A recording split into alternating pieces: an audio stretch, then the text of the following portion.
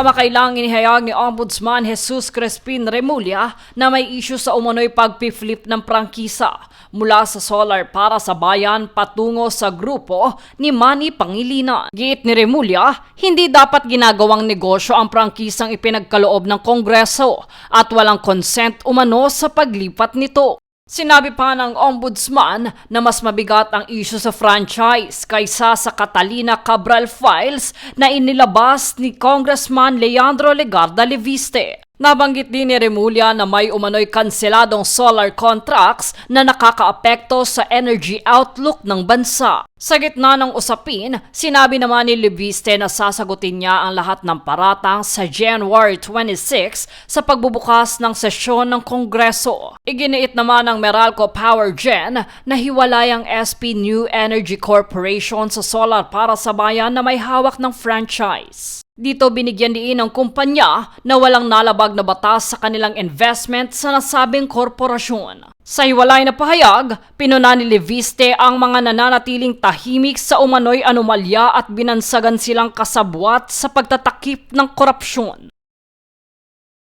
Jade Buhoy, nag-uulat para sa Golden Nation Network.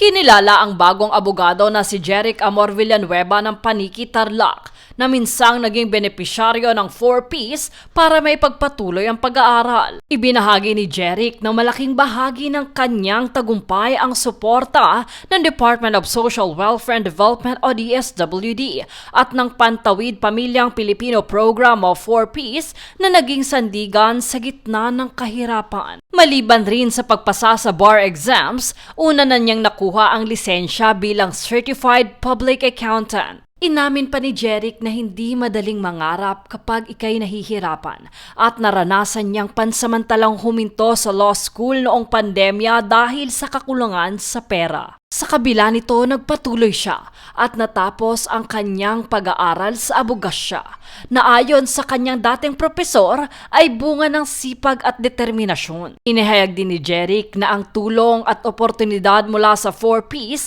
ay hindi dapat sayangin, kundi gamitin bilang tulay tungo sa mas magandang kinabukasan. Nagpahayag din dito ng pasasalamat si DSWD spokesperson Assistant Secretary Irene Dumlao sa tagumpay ni Jeric at iba pang 4Ps monitored children na bagong pumasa sa bar. Giit pa ng DSWD, patunay ito na ang pagsuporta sa edukasyon ng kabataan ay nakatutulong labanan ang kahirapan.